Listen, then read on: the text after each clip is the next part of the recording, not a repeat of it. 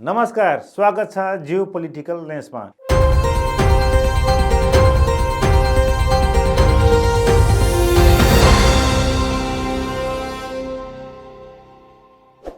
Iran युद्धमा पछिल्ला दिनहरूमा विकसित घटनाक्रमहरूले त्रसित विश्वले कम्तीमा पनि 2 हप्ता राहतको श्वास फेर्न पाउने भएको छ। इरानले हर्मुजको घाटी बन्द गरेपछि उत्पन्न विश्वव्यापी ऊर्जा सङ्कटका कारण दबावमा रहेका अमेरिकी राष्ट्रपति डोनाल्ड ट्रम्पले इरानलाई बिना शर्त हर्मुजको घाटी खोल्न दबाव दिँदै आएका थिए। अमेरिका र बाँकी विश्वलाई दबावमा राख्न सफल हर्मुजको घाटीलाई इरानले खोल्नुभन्दा पनि बार्गेनिङको बलियो हतियारको रूपमा अपनायो। हर्मुजको घाटी भएर इन्धन ढुवानी गर्ने राष्ट्रहरू चीनदेखि युरोपेली राष्ट्रहरूलाई ट्रम्पले सहयोगका लागि आह्वान पनि गरे, तर कसैबाट पनि अपेक्षित सहयोग प्राप्त गर्न सकेनन्। यसैबीच अप्रिल 5 मा ट्रम्पले इरानलाई अप्रिल 7 मङ्गलबारको 8 बजेसम्मका लागि अल्टिमेटम दिए। अमेरिकी राष्ट्रपति डोनाल्ड ट्रम्पले अप्रिल 5 को बिहान इरानलाई चेतावनी दिँदै समय सीमा तोकेका थिए। सामाजिक सञ्जाल ट्रुथ मार्फत ट्रम्पले धम्की दिएका थिए। उनले लेखेका थिए, मङ्गलबार पावर प्लान्ट डे र ब्रिज डे हुनेछ।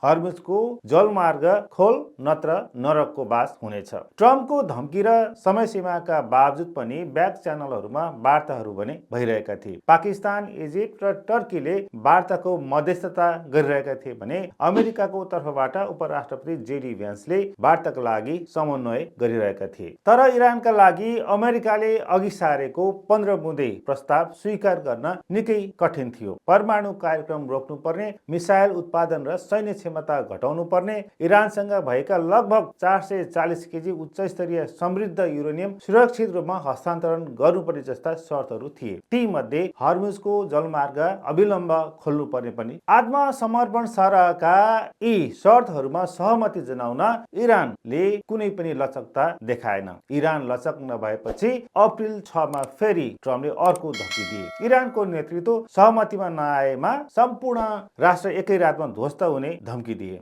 The entire country can be taken out in one night, and that night might be tomorrow night. आफूले तोकेको समय सीमा सकिन लाग्दै गर्दा पनि इरान सहमतिमा नआएपछि अप्रिल 7 को बिहान ट्रम्पले सामाजिक सञ्जालमा खतरनाक धम्की दिए। सामाजिक सञ्जाल ट्रुथमा पोस्ट गर्दै ट्रम्पले लेखेका थिए, सम्पूर्ण सभ्यता आज राति नै मर्नेछ, फेरि कहिल्यै फर्कने छैन। ट्रम्पको पछिल्लो धम्कीबाट इरान वार्ताबाट पछि हट्यो भन्ने खबर पनि आए। ट्रम्पले विद्युत पावर प्लान्ट र पुलहरूमा ध्वस्त पार्छु भनेका हुनाले तिनको रक्षाको लागि इरानले ह्युमन शिल्ड प्रयोग गर्यो र जनताहरूलाई भौतिक पूर्वाधारहरूमा लामबद्ध भएर घेर्न र पहरा दिन आह्वान गर्यो र जनताले पनि त्यही अनुसार गरे। ट्रम्पको बारम्बारको धम्की र इरानको अडानका बीच अवस्था तनावपूर्ण बनिरहेकै बेला अप्रिल 6 र 7 मा ट्रम्पको प्रसिद्ध बोइङ E-4B नाइट वाच अर्थात् अमेरिकी डोम्सडे प्लेन अमेरिकाको एयरफोर्स बेसमाथि घुमिरहेको थियो। यो विमान आणविक युद्धको अवस्थामा राष्ट्रपतिको कमान्ड सेन्टरको रूपमा प्रयोग हुन्छ।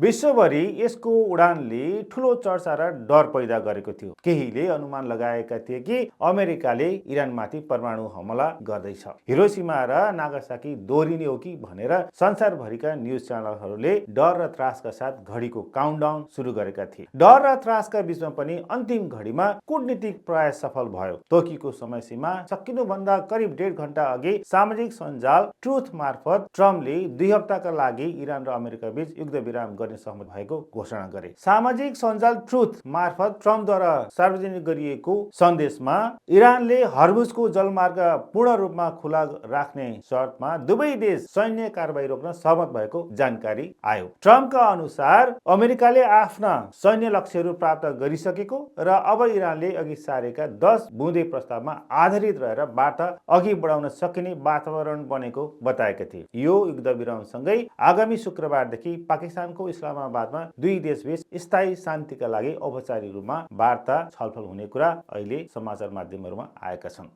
इरानले अघि सारेको 10 बुँदे प्रस्तावमा अमेरिकाले इरानमाथि कुनै आक्रमण नगर्ने लिखित ग्यारेन्टी दिनुपर्ने, इरानलाई युरेनियम सम्वर्धनको अधिकार दिनुपर्ने, हर्मुज जलमार्गमा इरानको नियन्त्रण कायम रहनुपर्ने, इरान विरुद्ध लगाइएका सबै अमेरिकी र अन्तर्राष्ट्रिय प्रतिबन्ध हटाइनुपर्ने, युद्धको क्षतिपूर्ति दिनुपर्ने, मध्य पूर्वबाट अमेरिकी सेना फिर्ता हुनुपर्ने र लेबनान, यमन लगायत ठाउँहरूमा भएका क्षेत्रीय युद्ध तुरुन्तै रोकिनुपर्ने आदि उल्लेखित छन्। अमेरिका र इरान बीचको युद्ध हाल 14 दिने युद्ध विरामको चरणमा प्रवेश गरेको छ, जसको मुख्य उद्देश्य दुवै देशबीच स्थायी शान्ति कायम गर्न यसै शुक्रबारदेखि पाकिस्तानको इस्लामाबादमा उच्च स्तरीय वार्ता सुरु गर्ने रहेको छ। यो सम्झौता अन्तर्गत हर्मुजको जलमार्ग व्यापारिक जहाजका लागि पुनः खुला गरिएको छ। यद्यपि इरानले अबदेखि त्यहाँबाट आवाजावत गर्ने जहाजहरूले आफ्ना सेनासँग समन्वय गर्नुपर्ने नयाँ नियम लागू गरेको छ। अमेरिकी उपराष्ट्रपति जेडी भ्यान्स र इरानी सभामुख मोहम्मद बागेर गालिफ सहभागी हुने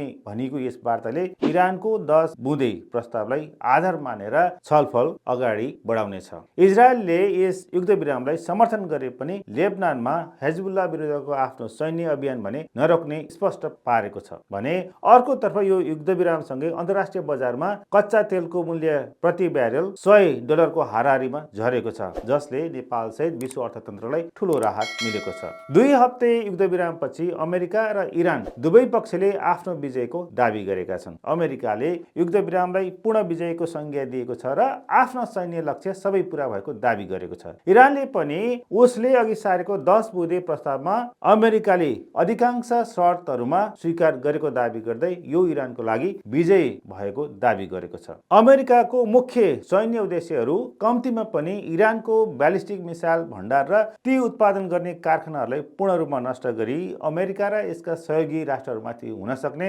आक्रमणको खतरा सधैँको लागि समाप्त गर्ने, हर्मुजको जलमार्गमा इरानको दबदबा रोक्न त्यहाँका युद्धपोत र नौसैनिक पूर्वाधारहरूलाई ध्वस्त पार्ने, जसले गर्दा विश्वव्यापी तेल आपूर्तिमा इरानले कुनै अवरोध पुर्याउन नसकोस् र इरानलाई पूर्ण रूपमा परमाणु शक्ति सम्पन्न राष्ट्र बन्नबाट रोक्ने, जसका लागि उसका परमाणु केन्द्रलाई सैन्य बल वा कडा अन्तर्राष्ट्रिय निगरानी मार्फत निष्क्रिय बनाउने उसको लक्ष्य थियो। तर इरानको 10 बुँदे प्रस्ताव अमेरिकी लक्ष्य भन्दा धेरै पर छ। अमेरिकाले कम्तीमा पनि इरानसँग भएको इनरिच युरेनियम हात पार्न चाहन्छ। त्यो उद्देश्य प्राप्त नभएसम्म अमेरिका पछि हट्ने छैन, किनकि उसले इरानलाई उसँग भएको उक्त युरेनियम सहित छोडिदियो भने उत्तर कोरिया या चीन अथवा रुसको सहायताले कुनै पनि बेला आणविक हतियार बनाउन सक्छ भन्ने उसलाई शंका छ। इरानले कम्तीमा पनि त्यो 440 किलोग्राम युरेनियम हस्तान्तरण वा तेस्रो पार्टीको मध्यस्थतामा व्यवस्थापन गर्न सहमति हुनुपर्नेछ।